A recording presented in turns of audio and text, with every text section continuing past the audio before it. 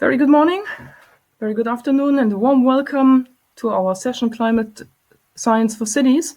I'm very glad to meet you all in the Indo-German Forum on Cities and Climate, and I would like to thank the DWIH New Delhi sincerely for this opportunity to convene and exchange. If I may introduce the session, cities are in the core of sustainability and climate change. The challenge is very obvious. By 2050, we will have 6.5 billion urban dwellers, so about 66% of the global population living in cities. 2.5 billion will be new urban dwellers. 2.3 billion people will most likely be living in informal settlements, while they are today 850 million. They need basic infrastructure. We have an emerging new urban middle classes in developing and in emerging countries. So sustainability and the modernization of existing urban infrastructures are among the many challenges we are facing. To say it in short, cities and megacities will determine whether global sustainable development can be achieved. In our session today, with 3 speakers, we will address first the broader challenges of climate science for cities as hotspots. We will then deal with the understanding of cities as complex entities. We will look into how we need to adapt and adjust in terms of food, health, energy, lifestyles. And we will touch strategies and new visions which we need in order to adjust our urban lives, how to monitor, how to manage, how to model cities. Our 3 speakers, who I would like to address, to introduce at first. First of all, Dr. Jürgen Kropp. He is Deputy Chair of the Department of Climate Resilience at the Potsdam Institute of Climate Impact Research, and he heads the Urban Transformation Research Group. Among his research focus are urban transformation challenges, damage and structural assessment of cities, and urban climate modeling, as well as the emission profiles of cities. Dr. Uwe Ulbrich is our second speaker. He is Professor and Vice Dean of the Geosciences Faculty and Director of the Institute of Meteorology at the Free University of Berlin. His research focuses on diagnosis of the atmosphere with regards to physical processes. In particular, he looks for climate variability and the anthropogenic climate change, as well as the effects of extreme meteorological events. And our third speaker is Mrs. Suricha Badwal, who is working with the Energy and Resources Institute, TERI, in her capacity as Senior Fellow at the Earth Science and Climate Change Division. She leads research activities in the areas of climate change. She's focusing on impacts, vulnerability, and adaptation assessments, and works in close association, particularly with communities.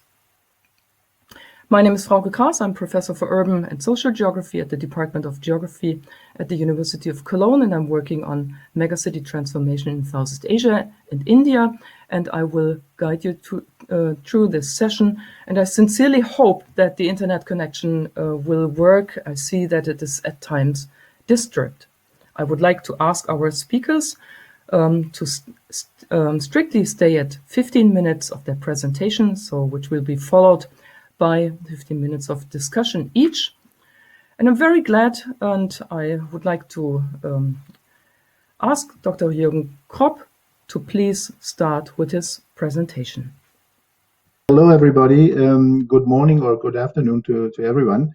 I will talk about city structures in particular, and also about the need for a new vision for urban life. And Frauke Kaas introduced already some aspects, namely that we are facing really an endeavor or challenge in the next decades because of the fact that we have to manage new infrastructure for approximately 2.6 billion people. And this is much more than what we have experienced in the past. And another challenge, of course, is that this growth will take place mainly in emerging economies and in the third world and developing economies. When we look on city planning and city structures, we have still a vision of an ideal city. So it's almost an eternal obsession, I guess. So it started already many hundreds years ago. So during the 15th century, for example, and ended up with an example like Brasilia, so which was constructed and developed by Oscar Niemeyer. And he had, in the middle of the 20th century, the idea or the vision of a motorized Homo sapiens. So that means he thought that each Brazilian citizen at the end of the 20th century will own an own car. And in this sense, he designed Brasilia, for example. We know now that this is an outdated story, so we are all suffering from dense traffic and also a scarcity of flats and cities. And when it comes to city development today, we have in many cities worldwide a trivial response, namely, so in particular when we're addressing sustainability challenges, namely the redensification of cities. So that means we think that this comes together with less land consumption, less traffic, less emissions, because multi-story buildings are more emission efficient than family houses and all this. The question is whether this is a good idea. Yeah, and what I will do now, I will go briefly through cities' impact on climate. And here the first topic I like to address has to do with urban emissions. And here you see an example done by Hornwick and colleagues for Toronto. And you see how much the emissions are differing when you're coming from the city center to outskirts, for example. So the variance is very broad. And the question is, can this have something to do with, or would this have something to do with the structure? And what we did is we looked on all North American cities. We developed a model, and then we tried to figure out how we can estimate emissions when we, for instance, densify the city structure, or whether we can relate emissions also to buildings as such, or to transport as such. And what we found is when you double the city density, you could theoretically emit less emissions, so theoretically up to 40%. But the question is, as I said at the beginning, is this a good idea? You can bring this further forward when you look on cities in the developing world and in the OECD world. We did scaling analysis, so we related the population in the cities to the emissions, and then you will find normally such a line when you do it in a log-log plot. So the steepness of curve is the so-called exponent. And when you have constant returns, your steepness is 1. When you have increasing returns, so that means over proportional emissions from cities, so it's larger than 1. And when it goes down, it's smaller than 1. And as you see here, when you look on all the cities, so the steepness is 1 almost. So that means, in principle, one citizen is also emitting one entity of emissions, so CO2 here. But when you go into detail, so we employed here the so-called urban Kaya identity. This is the Kaya identity. And we related, so we decomposed it then into the factors. So CO2, for example, is proportional to the population. GDP is proportional to the population. And then we added this scaling factor here. We did it also for energy and GDP, and for CO2 and energy. And then you see that for the OECD cities, we have a sublinear growth. So that means OECD cities are doing better, while we have for developing countries superlinear growth, so indicated here by this number. When you go into the details of the factors, you see that the image, the picture is a bit diverse. Namely, in the OECD, we have infrastructure lock-in. So if we double the GDP, then also the energy consumption is doubling. This has to do with implemented lifestyles and with infrastructure lock-in. So that means we do not remove so much infrastructure, while in the developing world we just have the opposite, and you see it here. So the energy related to the GDP is going down here with the size of the city. So that means you should better invest into the developing world instead of cities in the global north. You can detail it further. So here you see a relationship between density and also the population. And when it comes to the population size of the city, the absolute number of population has always a greater effect on the emission than the population density. And this is also very important for city planning. Yeah, next point, climate change impacts on cities. Or how to make cities resilient.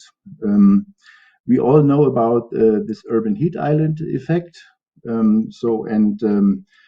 We did detailed studies on urban forms and density and heat burden, and what we found is that polycentric cities are better. So we analyzed more than 100,000 settlements and found 7 surface heat island typologies in Europe and the Mediterranean region. And you see it here by the example. So the heat burden in Belgrade is much smaller than in comparison to Birmingham. And that means you should have more scattered cities instead of densified cities.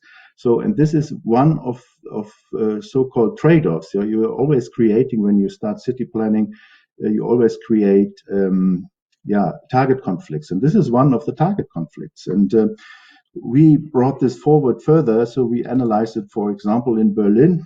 And you see here again, so we increase the building volume, we change the urban fraction and also the urban size.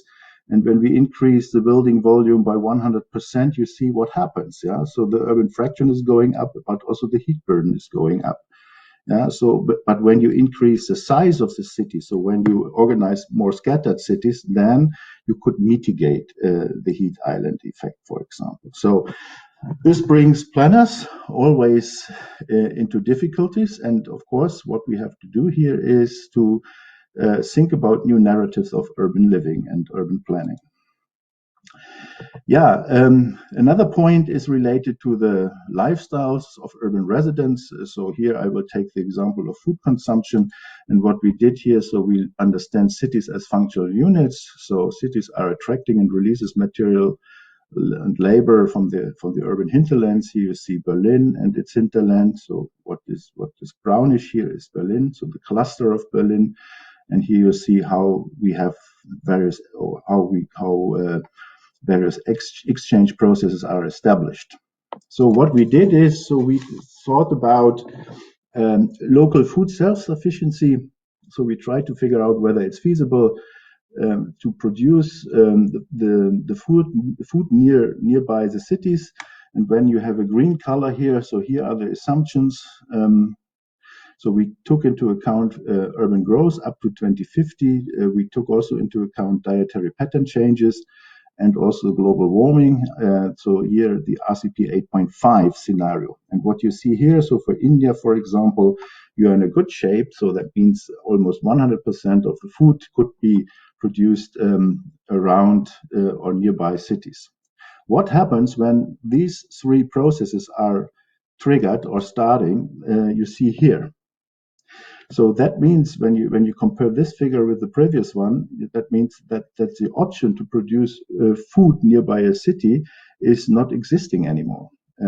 So in other words, whenever you do a city planning and also a land use planning around cities, you have to think also into the future and have to take into account not only the planning aspect, but also the dietary pattern changes, for example, and the global warming. And that makes it very, very complicated.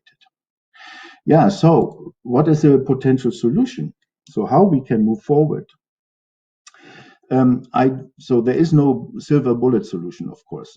That's absolutely clear, and I can give you only a very brief glimpse of that, what can be done and what we are in particular doing. But for example, let's look on the building sector. So it's well known that 1 ton of cement produces around 900 kilograms of CO2, while timber materials could store around 500 kilograms of CO2. This is a great advantage, although in buildings we don't use only cement, we use concrete. That means the number here will go down a little bit, but this could be an option. So we have so much forest material, which we are burning in the moment, but why not using it for building construction? So this would remove CO2 from the atmosphere and would store it also in buildings. And that it is working, you may see here by this example. So that's the Mjøsa Tower in Norway, which has a height of 84 meters and 18 floors, for example. Yeah, let me come to an end. I guess my time is over. So what we really need is our new urban narratives. So in terms of transport, in terms of building and construction, but also in terms of consumption style. And indeed, several research groups across the world are also work on a unified theory of urban living. So taking into account sustainability dimensions and climate change related dimensions, and this we try to take forward. And with this, I like to conclude and wish you a nice day, and thank you very much for listening. Thank you very much. That was an impressive overview, and I think a perfect start for our session. I would like to invite questions from the auditorium. There is one already. Partly you have already answered the question of how to solve problems emerging out of the carbon emission in cities. The second one is how to accelerate local authorities to take up the new findings of reducing carbon emission in their action. Thank you very much for the question. Of course, this when we talk with city representatives, it's very difficult for them to understand the dynamics. So even science have not fully understood the dynamics of urban systems, right? But what I'm always emphasizing is that indeed we do not have, as I said before, a silver bullet solution for everything. But what I guess what is definitely needed for the future is that we start thinking in the third dimension. So what we do when we think about planning, we have still always this two-dimensional vision. Yeah? So how much space do we have and how we use the space? In the third dimension, only the architects are thinking. So namely when they want to build multi-story buildings. But when I say let's think in the third dimension, this means this comprises also the transport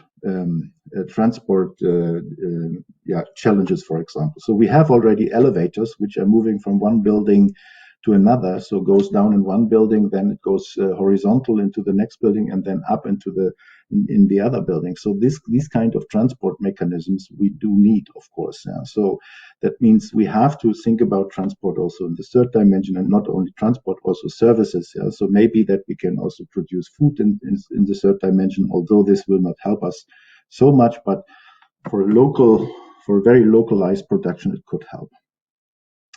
Polycentric systems. So I see also. So I see also another question related to the point whether polycentric cities are much better in handling urban heat.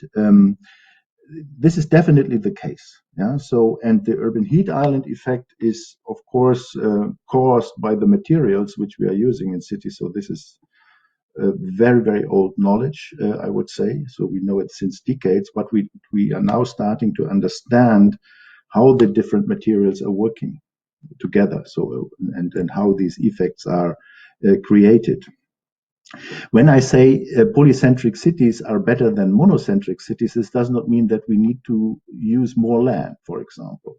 We can think, as I said before, in the third dimension, and of course, the smaller cities are also better, or could be better when they are properly planned, are also better in the provision of urban infrastructure. So these polycentric cities, of course, must provide the necessary infrastructure the citizens are requesting for. That's definitely a point, and this is what we have to take into account.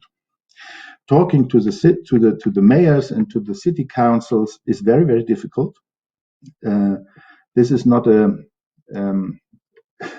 let's say situation which I really like, because this means also that you have to teach, in many cases, you have to teach the representatives sometimes, because they don't understand the mechanisms. And that was also one reason why I put together this urban heat island effect and also the carbon emission effect. So carbon emissions in principle calls for denser cities, while heat island tortured cities would call for let's say more scattered cities. So this is just a very good example which explains you what kind of challenge we are facing. And then by these examples, you could make clear a little bit where we have intervention points. And this is not the only one. I could tell you many more.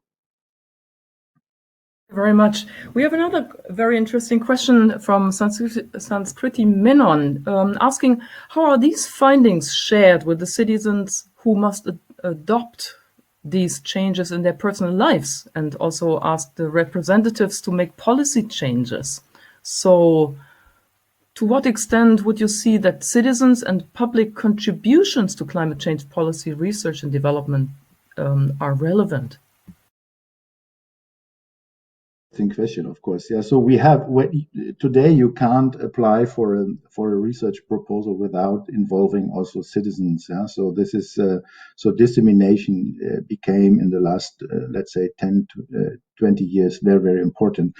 And I'm just involved in the review process of European programs. And I just did it in the last weeks. And there was an interesting program which tried to establish so-called citizen labs. Yeah, and that's an interesting exercise which we are trying to make here to make here in Europe.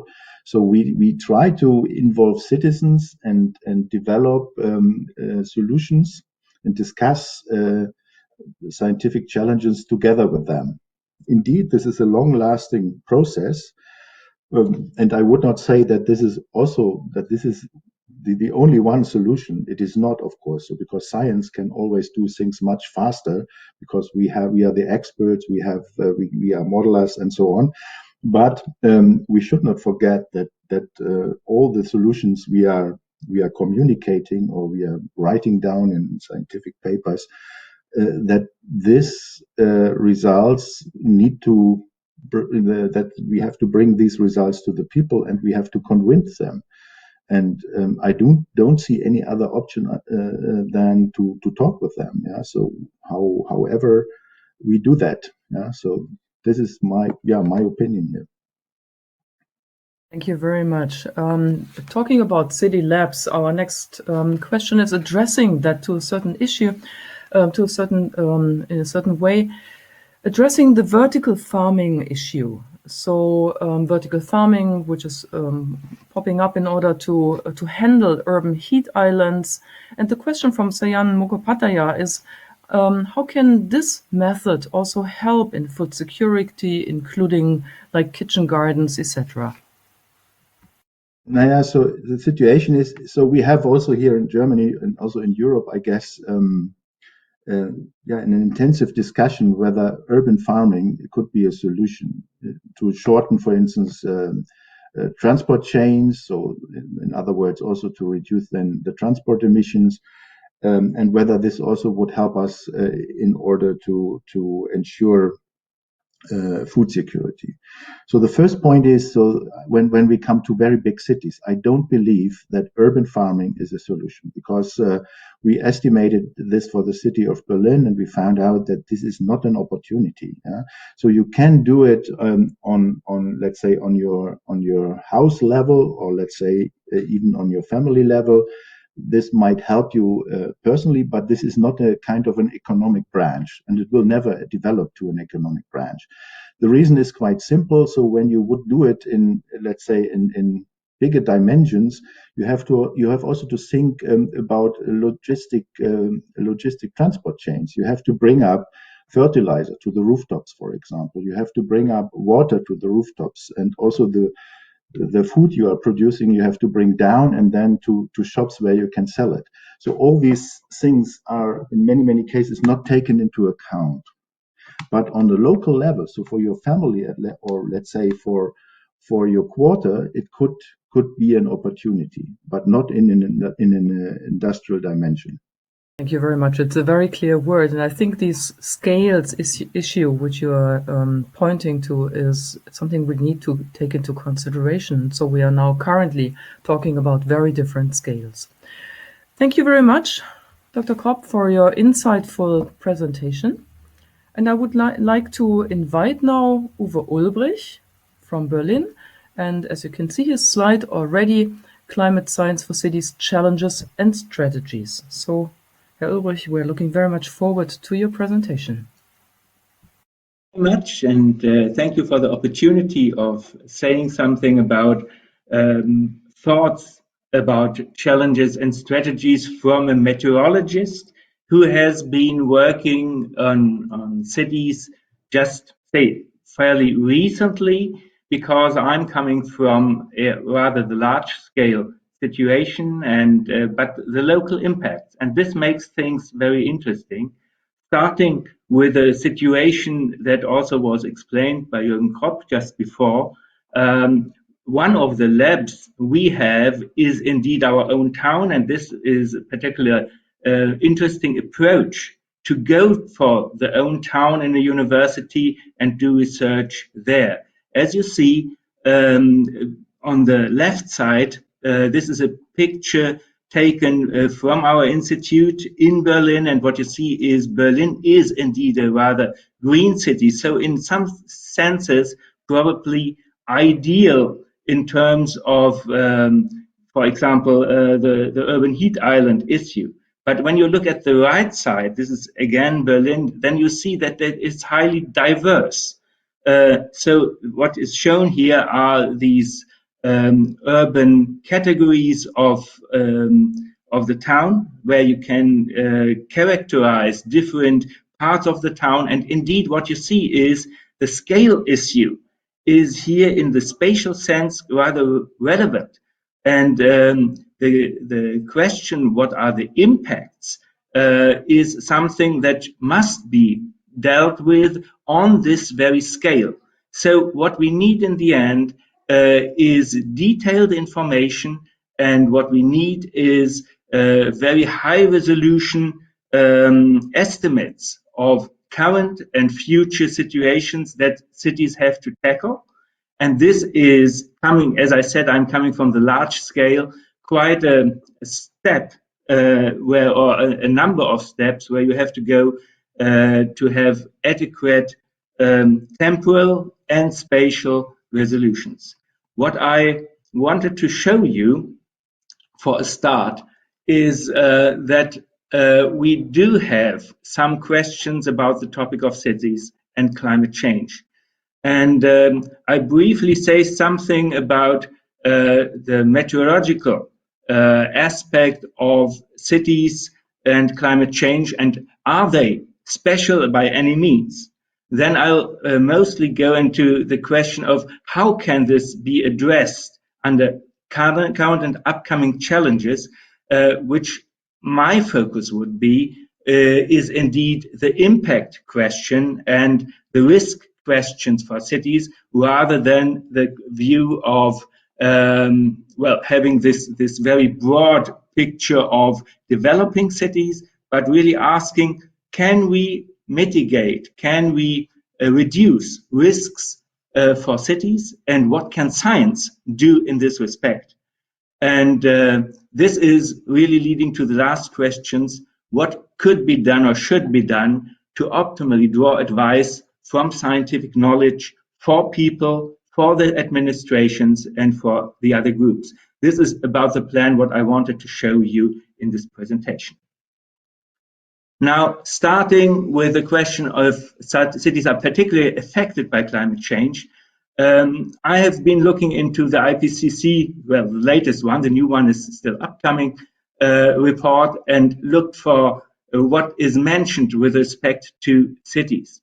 And what you see there is that there is, of course, the risk related to urban pollution.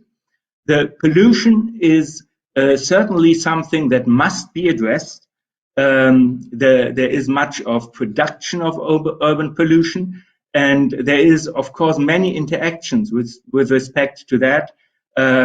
So monitoring is important, but the measures to reduce the amount of pollution within cities are really relevant. And the question that are always coming up here is how much of this pollution is produced within the cities, how much is imported from the larger scale environment.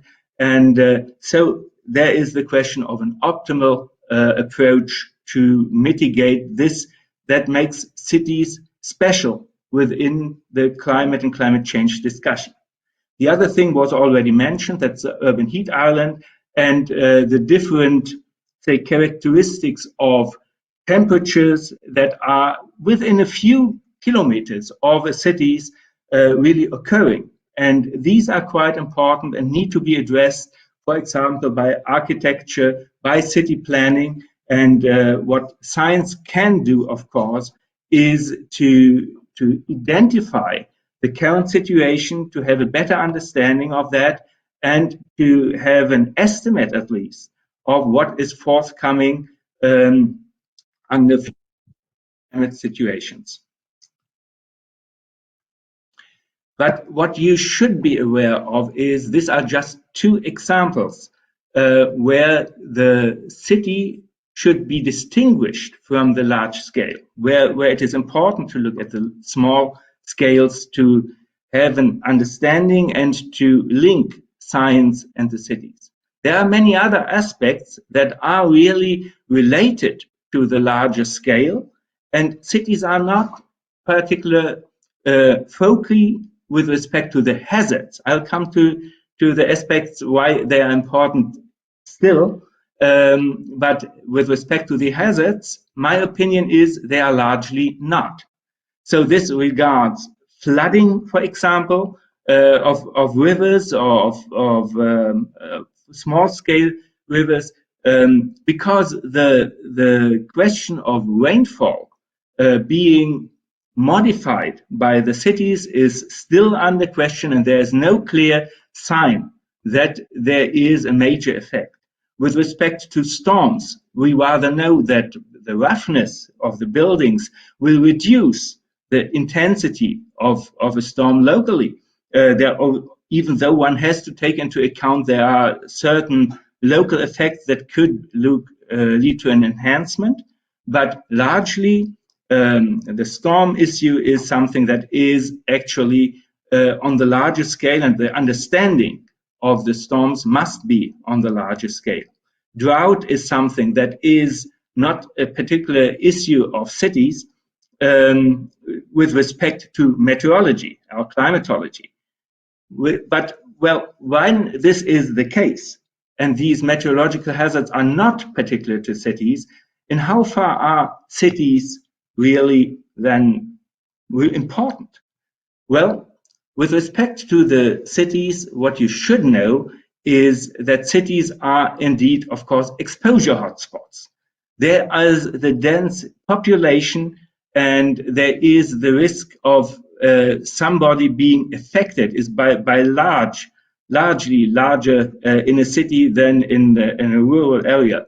But this is not really just the personal risks that people have, but it is also the infrastructure that is a key and a focus of city activities that must be taken into account. And this infrastructure can indeed be affected by the different hazards. It is buildings, but also the interactions of people by traffic, for example, roads and rails. But this goes even further. Supply chains with respect to water or wastewater management are things that are really particularly well available in cities, and thus can be affected. These examples that I show here are really the effect on the left upper panel from a large, well, really a small scale rainfall maximum that affected a city much more heavily. If it had been just on the countryside, probably nobody would really have cared that much.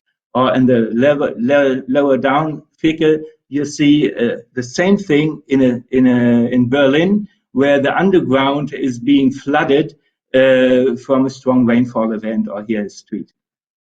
But this is the exposure. The other thing, of course, is vulnerability.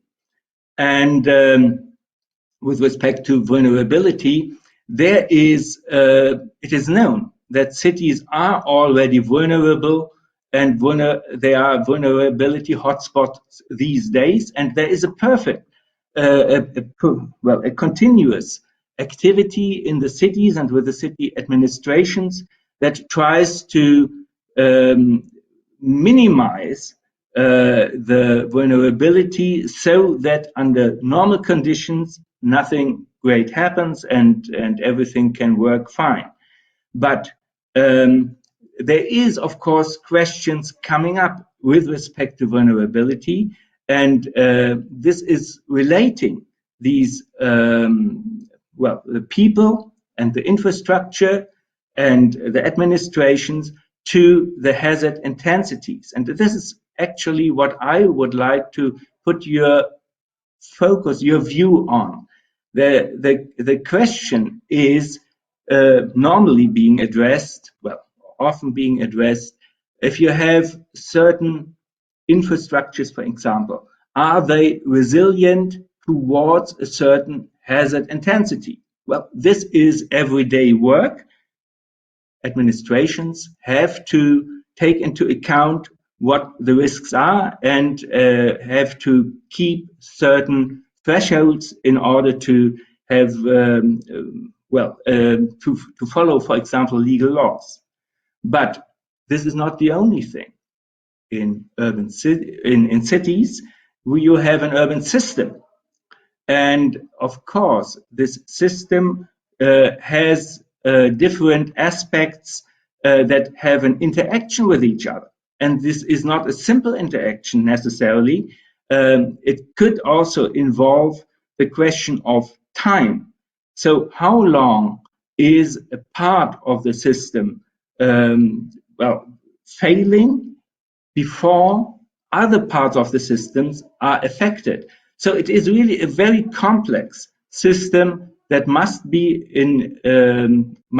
considered here. As an example, I would like to show you this picture where we have a rainfall event, even very close to Berlin. And what we see here is an area, a residential housing area, that was flooded, but that was not the main problem. The main problem here was that the flooding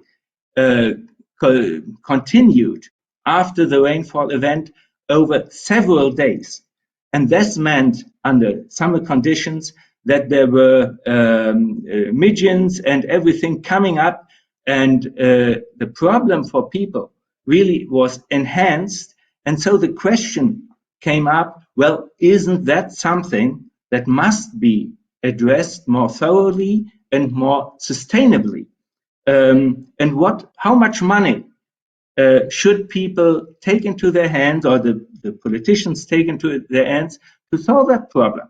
Because this event could be repeated sometime.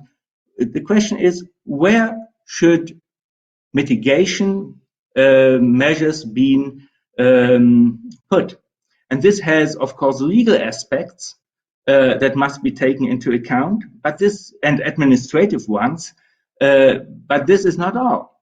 You need to take into account what is accepted in the society, what people will bear, or where they say, well, this is not acceptable anymore.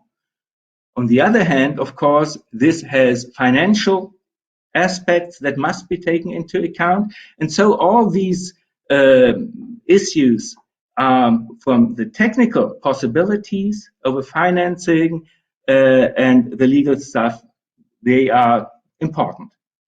Now, what I would just like to say is that we need to combine different knowledge, and we need to combine that knowledge with respect to the uncertainty as well.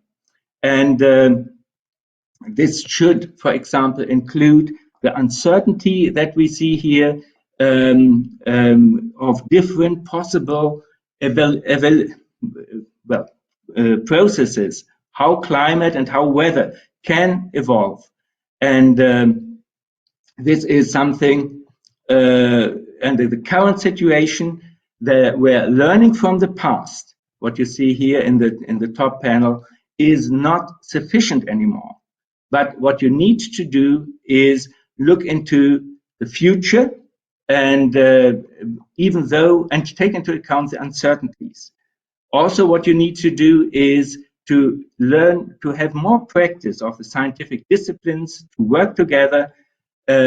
What you need to have is a stronger cooperation of stakeholders and cities, and this is indeed, in the end, the co-design of science that must be supported. And there is, of course, many aspects to that. For example, the availability of data for scientists in these joint efforts to improve the situation. And finally, we still have the situation that funding of these combined activities with stakeholders between different scientists are still difficult to have. And we need to think about new ideas, how to have such funding available to the upcoming risks that we are facing in cities in particular. That's all I wanted to say. Thank you very much. Thank you very much, Herr Ulbrich. That was also, and again, a very insightful presentation. Thanks a lot. I would like to encourage everyone from our audience to please, not only after the presentations, but also you may already during the presentations pose your questions into the chat so that we can already sort. The first question, Mr. Ulrich, you pointed to the realities of diversities in cities, and while you addressed that the complex urban situation has to deal with this diversity and complexity. In your view, what do you regard the main leverage points in order to deal with diversity and complexity? Well, this is indeed a very good question. So what I think is that we need to take into account this diversity in some detail. And we need to identify where measures are important and what measures are most adequate. This is what I tried to convey to you, that it has many different dimensions. That's the legal one, the administrative one, and really to have the most adequate situations given the diversity needs to identify first where problems are. That's one thing. And the other thing is to understand where problems may come up. And what science would do is learning from the mechanisms rather than just the statistics, and then having the different framework conditions that, for example, in particular, climate change gives, and then point at different risks that can be addressed early and not just after, major problems have been coming up. So, but it must be really put to the right scale within a city.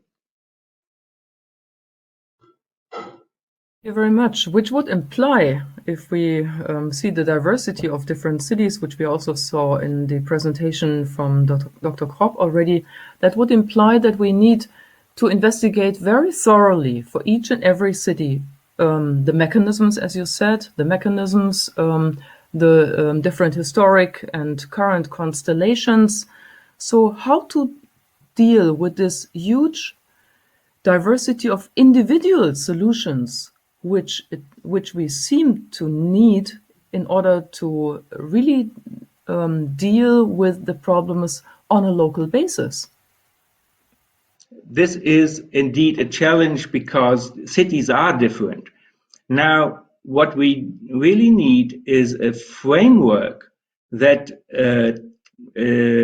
allows us to tackle and to address these issues in individual cities. So when we start, that's my suggestion, with certain cities where we look at and try to understand it and try to find out how these interactions work there.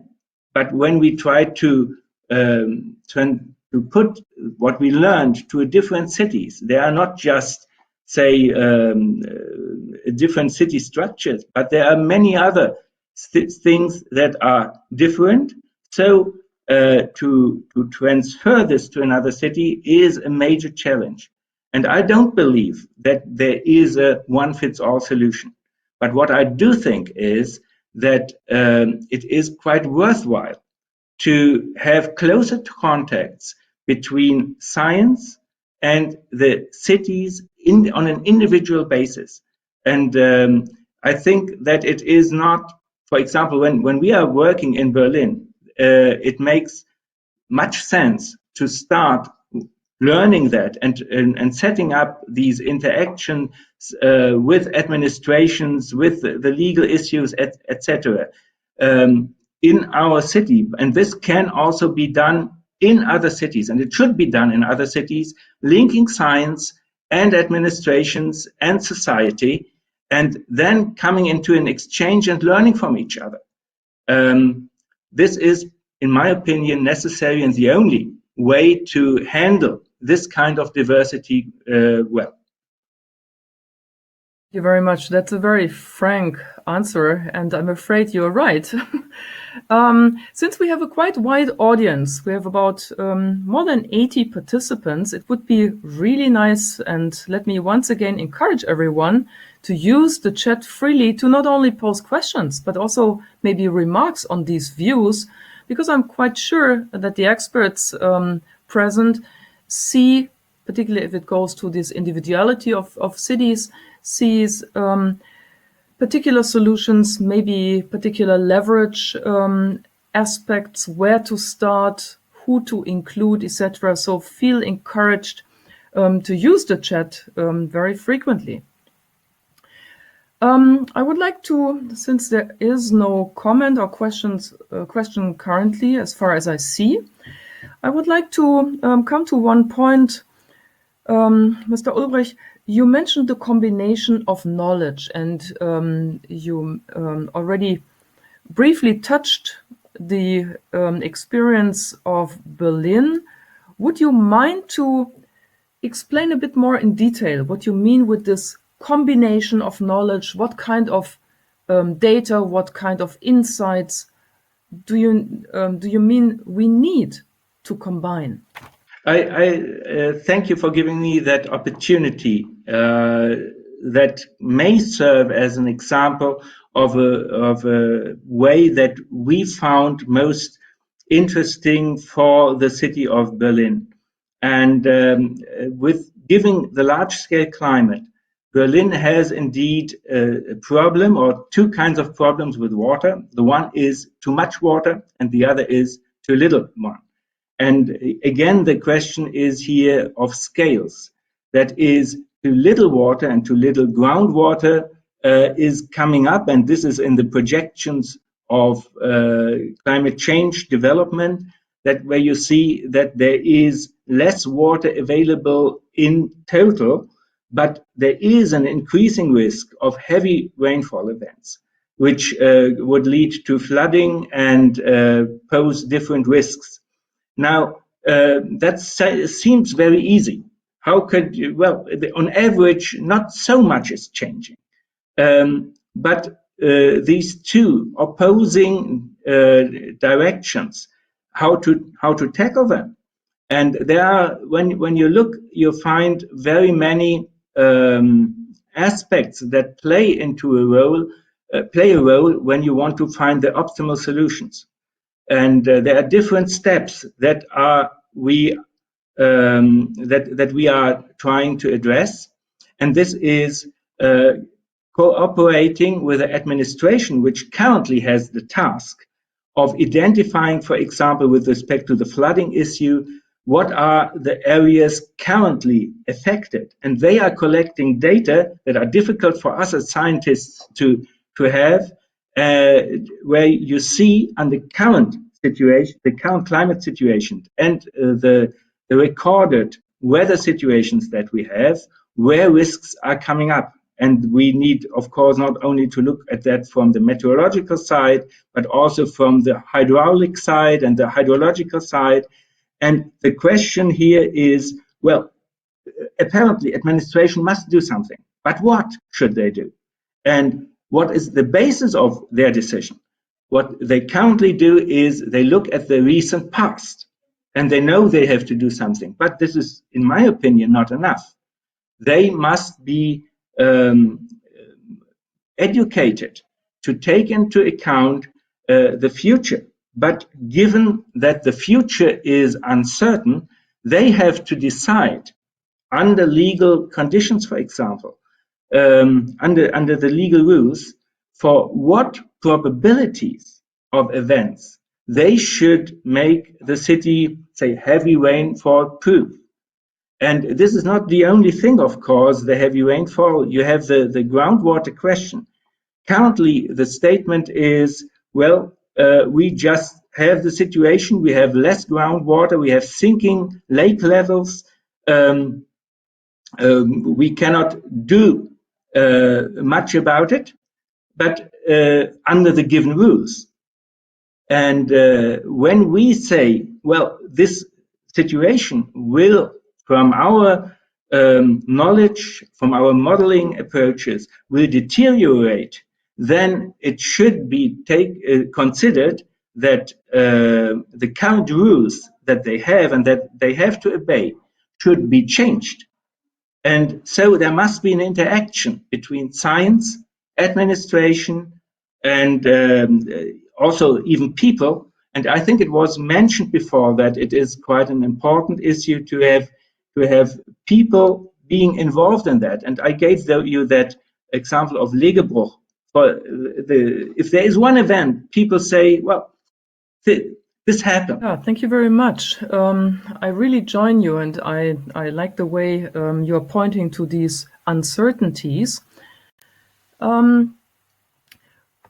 I think there's time for one last question we do have, and it is from Ashish Garg, writing, "We are dealing in waste management in Dehradun city, India. How do you think this would cater to mitigation of climate change?" Thank you very much for that question. Waste management is certainly something that is important in different aspects. And in my view, the main thing is sustainability. You will, as a human, produce waste. There is no way around it. But what kind of waste and what to do with the waste is certainly something that we can change and adapt towards sustainability.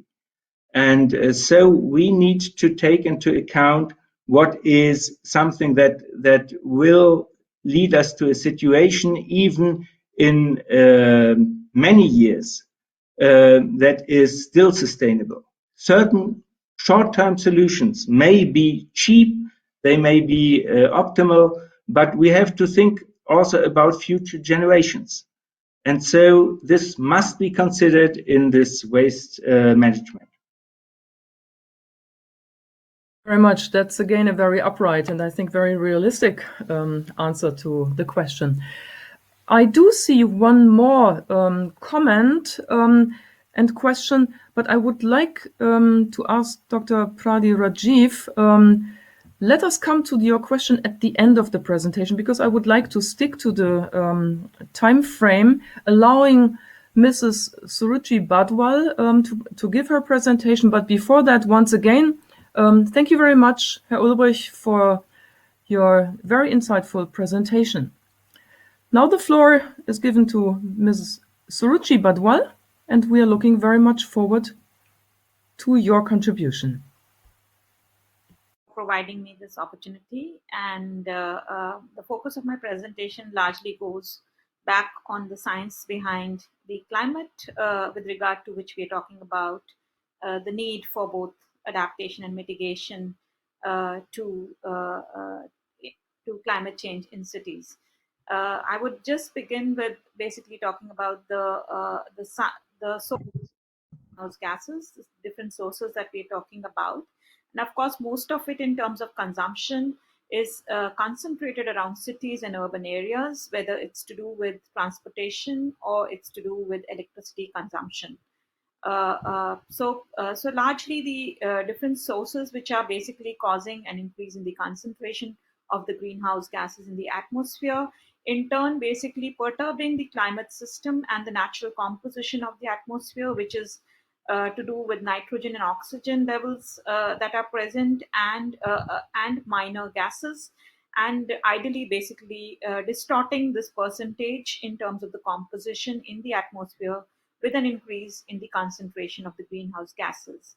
As a result, what we have is a greenhouse effect that we talk about, which under normal conditions with the greenhouse gases present in the atmosphere, of course, is a balanced climate system. But with the abnormal effects that we are basically pumping into the atmospheric system, we are basically leading to an enhanced greenhouse effect, which is causing the global warming and as a result, changes in the climate. And of course, we're talking about the changes that are being caused in the different systems that we have around us, the terrestrial systems, the water systems, and then the atmospheric system. They're all interconnected and they're not independent of each other. And of course, one influences the other in terms of the change. And this was a figure that was shown before by the professor, basically saying, it's to drive home the fact that we are already in the midst of these changes that we are talking about. In the concentrations of greenhouse gases have risen in the 20th century since the pre-industrial era, and therefore changes are happening here and now.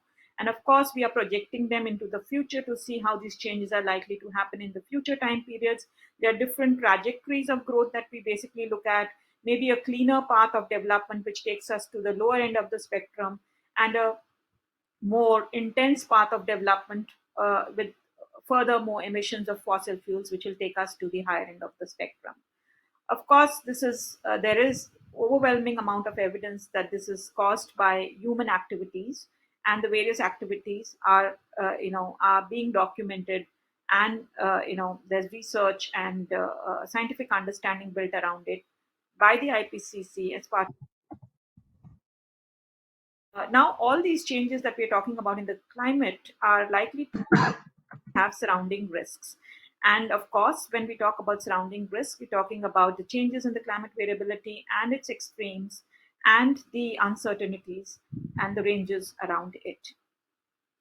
There are evidences of changes and vital signs across the globe in terms of changes in the climate that we are seeing, whether it's related to sea level rise or melting of the Arctic ice sheets and the Antarctic ice sheets, and record high temperatures that basically we've been observing across different parts of the world. The science basically tells us a warmer world is going to be far more hotter, and in an intense case, basically the temperatures are going to be as high as 6 to 8 degrees centigrade. Also, this is likely to have implications on changes in rainfall patterns, and we're talking about changes in rainfall. These are all from the IPCC. I'm sorry, this has just moved up and I need to go back.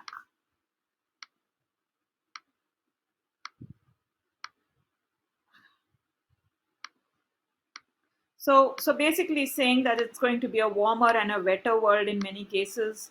It's going to be a warmer and wetter world in many cases. Many parts of the world are going to experience more rainfall. while there would be parts which are likely to remain dry. Of course, we're talking about implications on extremes, so conditions of droughts and floods that are likely to get created, and of course, there are links to cities and urban areas that we draw, and coastal regions and cities in coastal regions likely to be affected because of additional risks related to sea level rise, cyclones, and storm surges. We're not talking about these changes to basically end if in case even stabilization levels of these concentrations are achieved today, because the lifetime of these gases in the atmosphere are likely to continue for more than 100 to thousands of years, depending on the gas we are talking about, and carbon dioxide easily staying in the atmosphere for 100 to 150 years.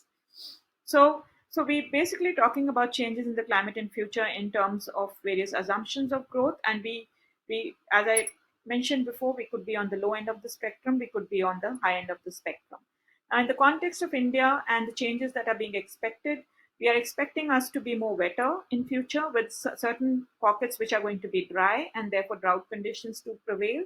But in many parts of the country, we do see strong signals in the northern parts, some northern parts, and the Konkan region, etc., the western and Ghat region, more rainfall to be received. And of course, high temperatures in the northern central belts of the country, with temperatures rising all across the country, but more prominent rises in the northern central parts of the country. Now, these have implications in terms of food and food availability, food production, which was being discussed before. And of course, while urban areas are restricted and cities are restricted in terms of production themselves, but the food that reaches on the plate basically comes from the rural areas, and therefore the price and the cost of food that reaches your table is likely to get affected, and therefore that is the impact that we're expecting that may be observed in as food and food production gets affected.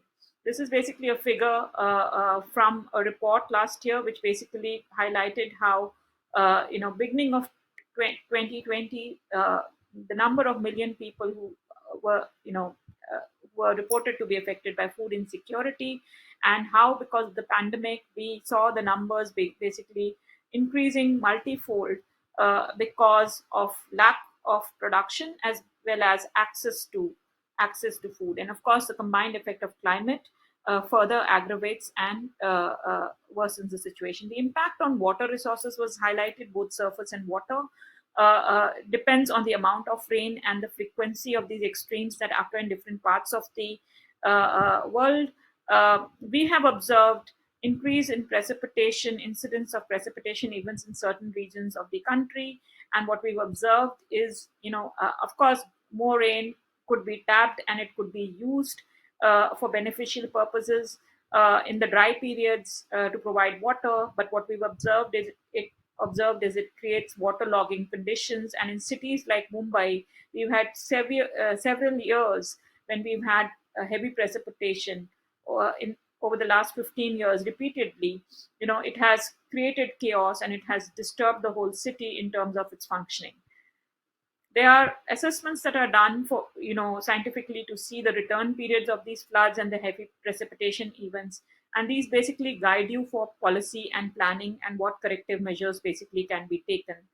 There are impacts on coastal regions that I said, and of course coastal cities and touristic cities which basically thrive on tourist population also likely to get affected, and therefore there's a need to understand the risk to those cities and city infrastructure in cities, coastal cities, to be able to reduce the levels of risk that we're talking about to climate.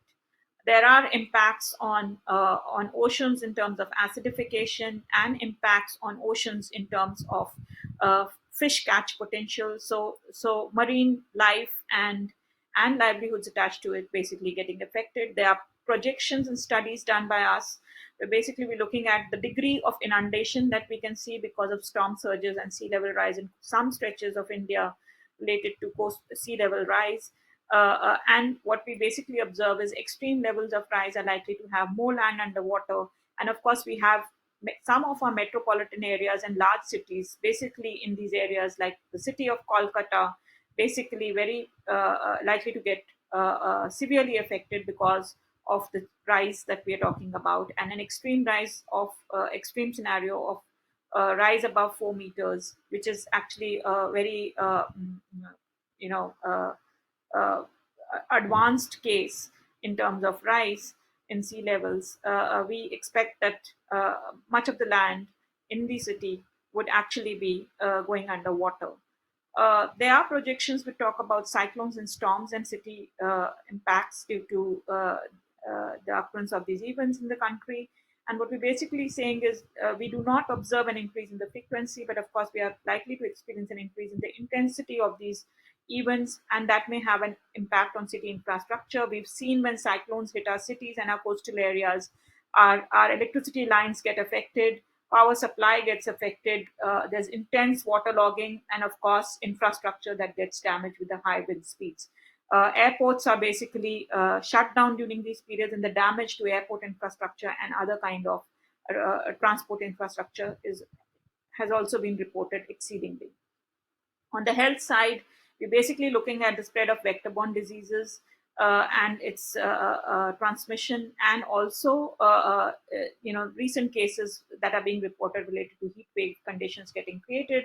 And of course, when you have the densities of population more in the cities, the impacts that we basically likely to observe, combined effect of the heat island effect that we see in cities with large concrete structures and being built, which further aggravate the situation of high temperatures and therefore create conditions that are discomforting to human movement and mobility. So this is just an example of some assessment done for the country in terms of looking at human discomfort and the heat index. There are mortality rates that are being reported from different parts of the country, and many of this is related to outdoor labor. And we do have a lot of outdoor labor in cities, basically providing to work hours and productivity in contributing to the productivity in work. But how they get affected when temperatures basically rise beyond a certain threshold, and therefore we have cases that then get reported in the form of mortality and morbidity effects. So, of course, we're talking about solutions in the mitigation and adaptation spectrum, and whatever changes we just talked about basically have huge implications on both urban and rural areas, and the risks are normally varied. And I think the previous speaker just mentioned they are not uniform, and they need to be contextualized. So one situation in one region cannot be replicated and talked about in the context of the other. So you need very context specific understanding of the risks and of course the solutions that we're talking about. We do know that we need to plan climate action at the city level. Why? Because 68% of the world population actually lives in urban areas. The greenhouse gas emissions, largely the sources, as I said, are in the cities because of the consumption of electricity and the transportation. Also, that most of the population in the future we know is going to basically live in the cities, and most of it is in the emerging world, as told by our moderator. And we do expect in India also, as the pace at which urban development is happening and migration to urban areas is happening, urban areas and cities are going to be the next place, centers of high population density and most of the population residing in these areas. What are the risks we're talking about? Heat wave conditions. We're talking about waterlogging and flood events, water scarcity in case you are in a scarce zone, and then access and availability of water related issues, cities and health basically being looked at from the point of view of vector-borne diseases, but now also from the point of view of the COVID and spread of infectious diseases. Flow of migrants, because there's a large flow from the rural and the peri-urban and the suburban areas in developing countries to cities and urban areas for a livelihood, and of course food supplies and impacts. Impacts on cities basically depend largely on the efficiency of the city, the urban system, and the form and layout of the city in terms of its absorption capacity of the risk, and also on the other hand of the socioeconomics that get created because of large movements of people into the city. This is basically a world picture talking about urban areas with large populations, looking at it all the way from 1970 to the recent time periods, and look at the number of dots that have increased and the challenges that we now basically face in terms of city growth and development and the risks that ensue because of an increase in climate. There are studies that are basically done, which try to look at flood risks that may basically get developed by overlaying different layers of data related to socioeconomic aspects as well as physical aspects in terms of changes in the climate.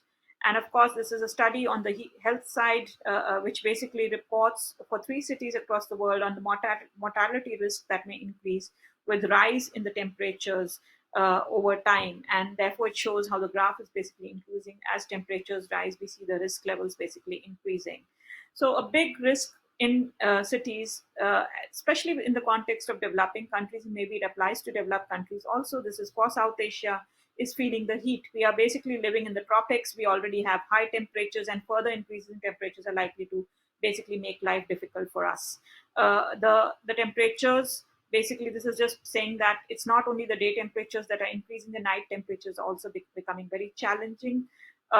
This poses huge challenges for consumption of electricity, because you see this is air conditioning units basically in a building. This is from a street in Delhi, showing the number of air conditioners now that exist and are being used to be able to cope with the warming conditions. But then the issue of access to cooling facilities, the differential vulnerabilities, etc., crop up because all people are not able to access cooling facilities, are not able to afford cooling facilities, and therefore differential vulnerabilities that get created, and the impacts it may create on societies.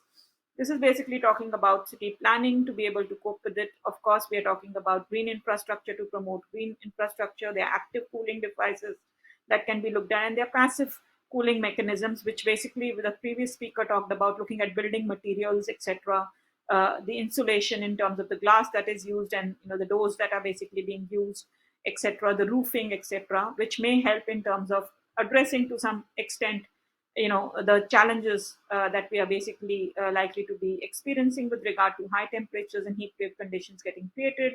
This is basically some data analysis showing how the data is basically showing up during different times of the day in terms of temperatures, as we basically look at different cities in the South Asian region.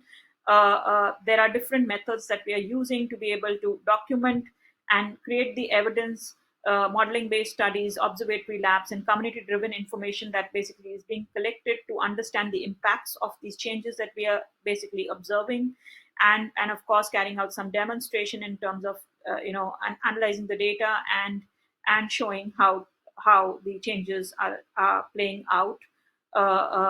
There are some instruments basically being used to monitor the data, whether it's automated weather stations or mobile units for collecting data from different parts of the city.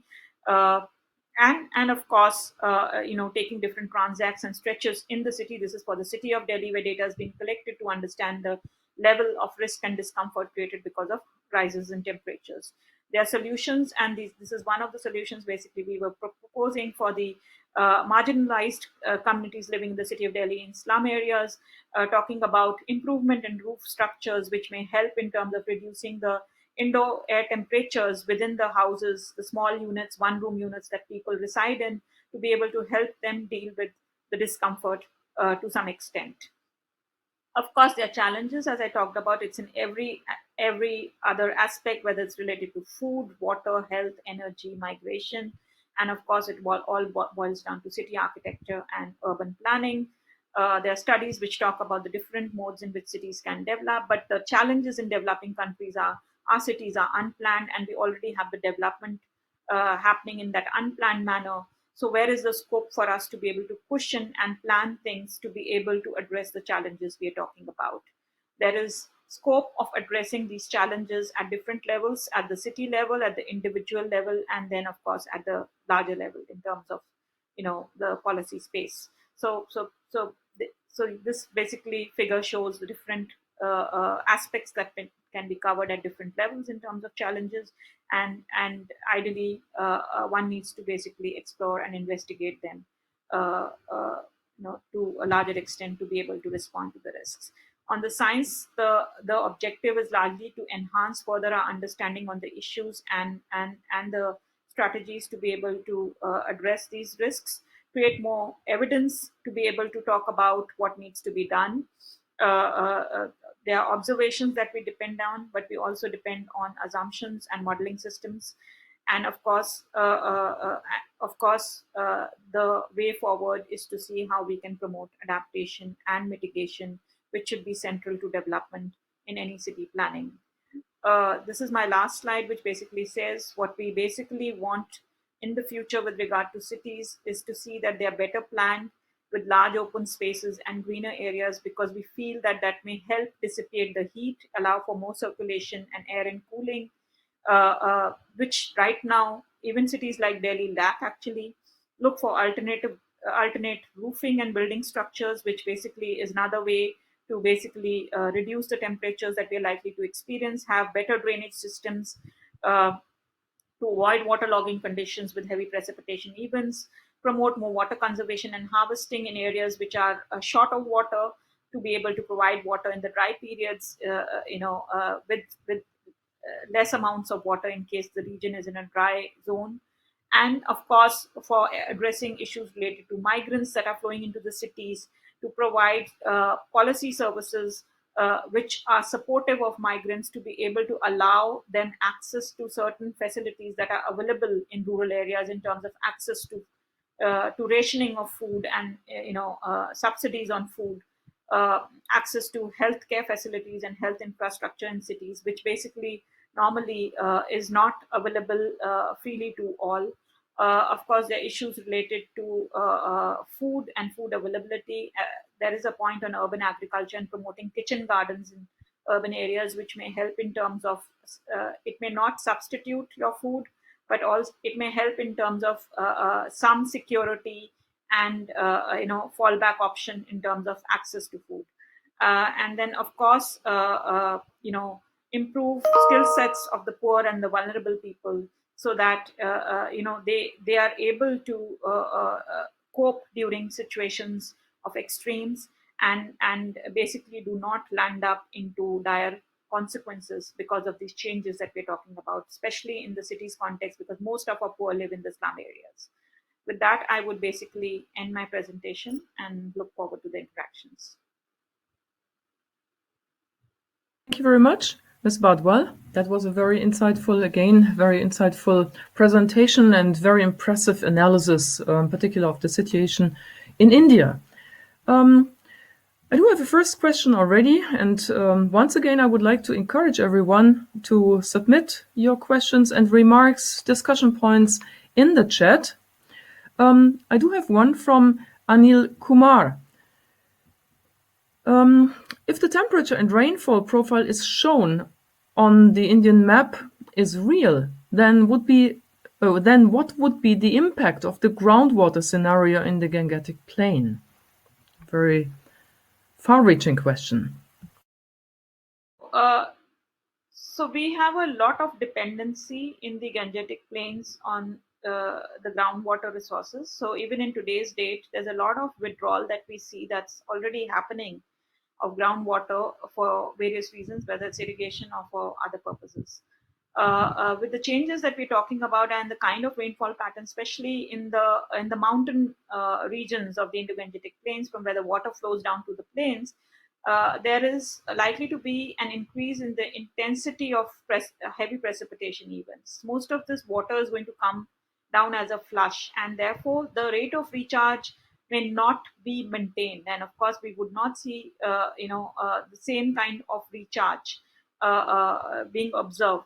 So therefore, so ideally, I would say that it's a mix of both, because on one hand, the withdrawal is so much of the groundwater. On the other hand, the recharge rates are going to fall because most of the water is going to flow off as runoff rather than recharge. Ideally, the groundwater depth is further likely to get affected, and therefore water availability may be affected in the Indo-Gangetic plains. May I just add something to that? I find it particularly important to take into account that it is not just the mean changes that you see currently in these graphs where you see average climate change, but that what we will have to expect is a certain path out of this large bunch of possible developments.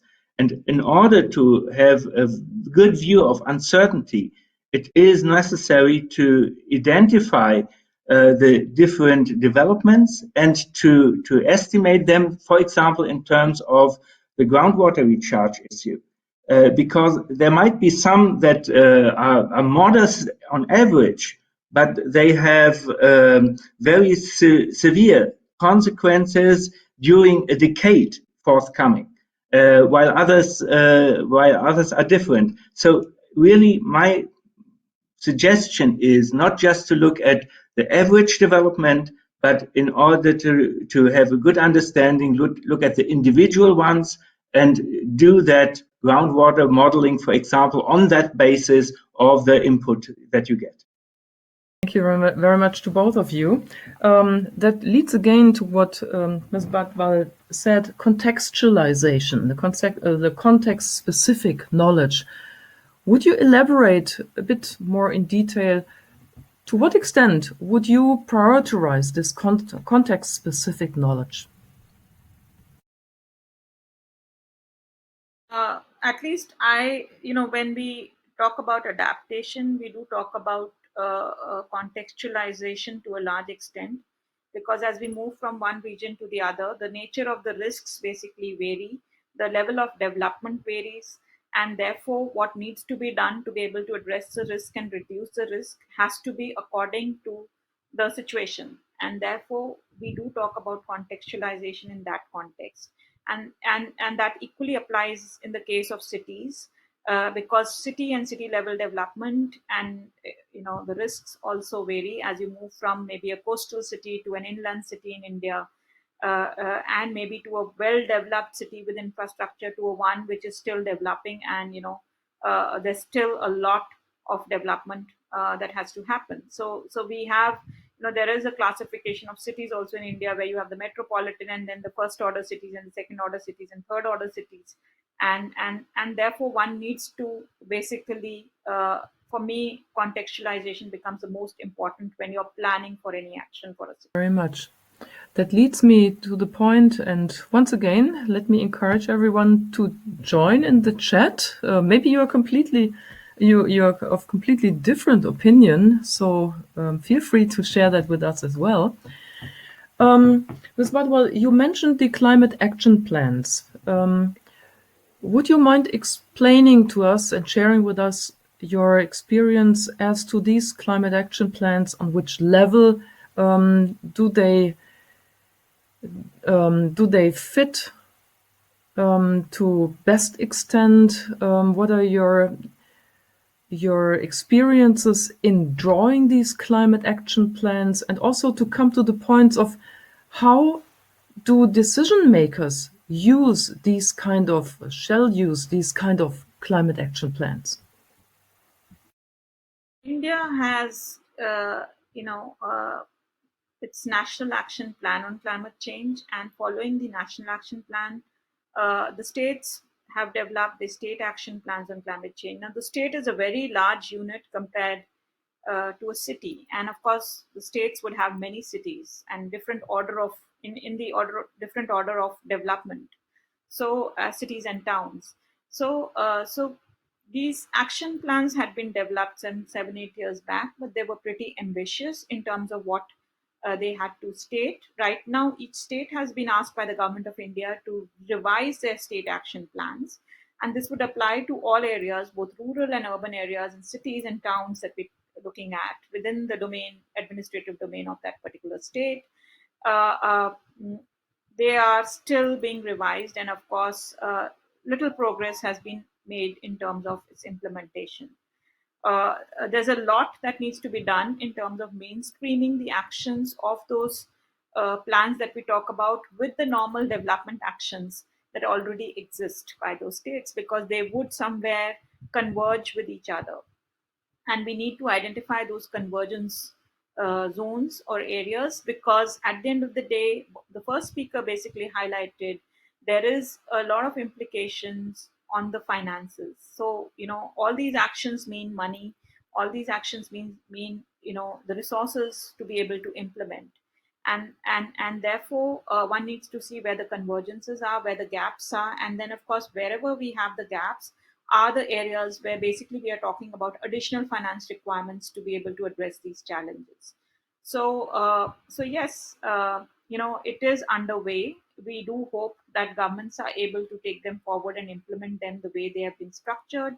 The idea is to basically help implement that in the near future. It's task under progress in India. Thank you very much. And I think everyone sees these huge challenges which are connecting with these action plans. Actually, our session is coming to a close, but I promised to include one question which I postponed earlier. This is from Dr. Pradeep Rajiv. He wrote, I keep thinking of the possible solutions for controlling air and water pollution, since we cannot directly eliminate the sources responsible, as we already know the sources and their contributions. What, according to you, should be the remedial step? I think that is a question which was posed to Dr. Ulrich. So if you please would be so kind to take this up. Thank you. With respect to that question, there is no easy answer.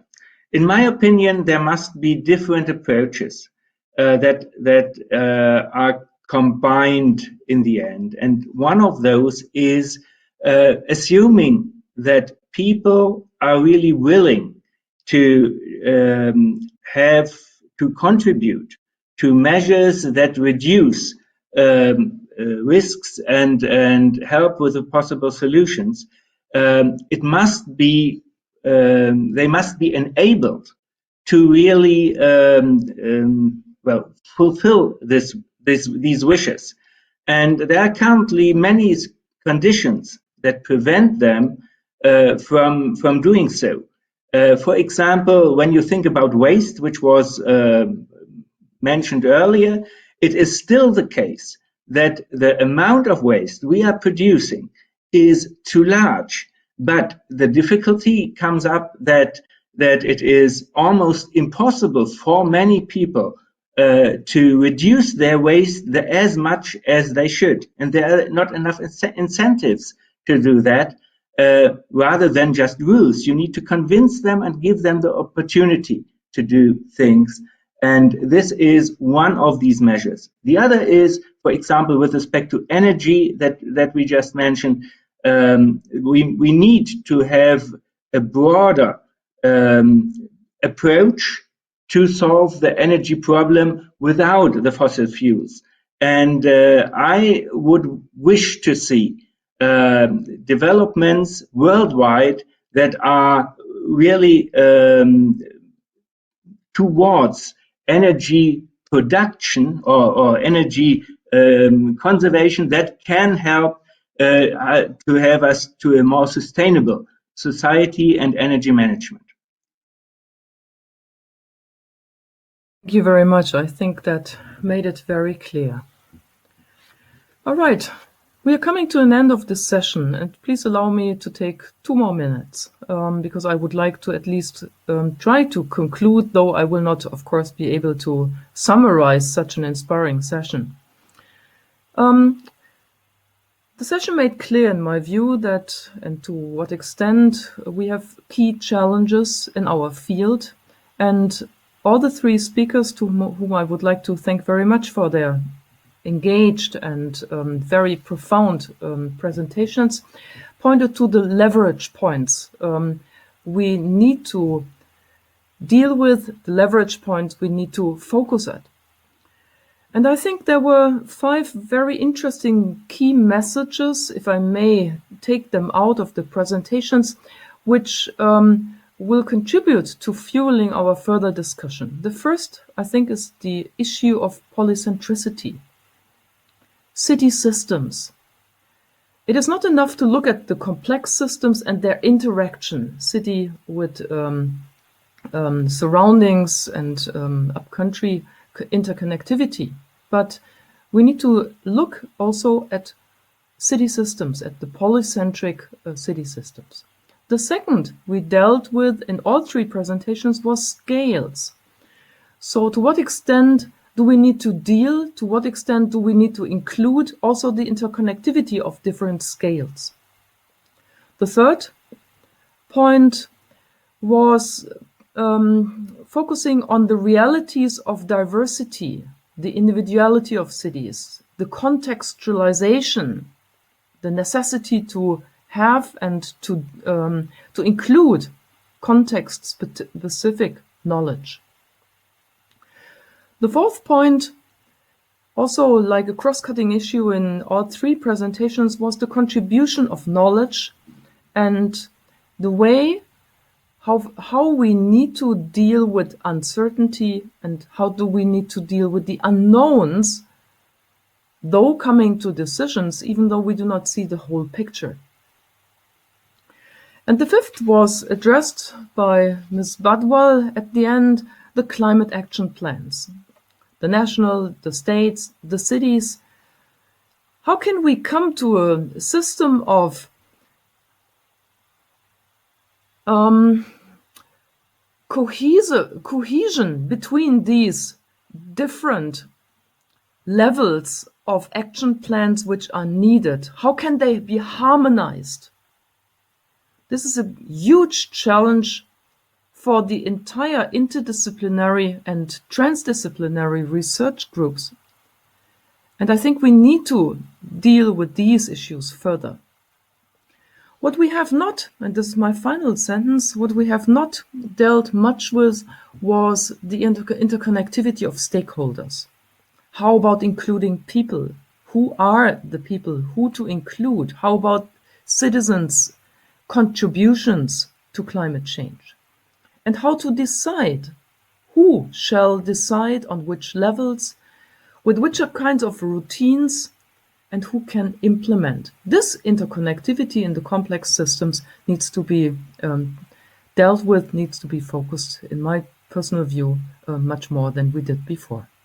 Once again, I would like to sincerely thank our speakers for their valuable contributions. I would like to thank the audience for their interest and also for the participation in our Q&A. And finally, I would like to once again remind everyone to also visit the exhibitors area where you can meet different research groups, different researchers. And second, there is this very nice networking lounge. All this is open until 5:30 p.m. or 1 o'clock p.m. respectively. So I'm looking very much forward to meeting everyone there again. Thank you very much to DWIH at New Delhi again for allowing us to convene digitally in such a great format of the conference. So, see you again, and let's continue working strongly for our joint endeavor. Thank you very much.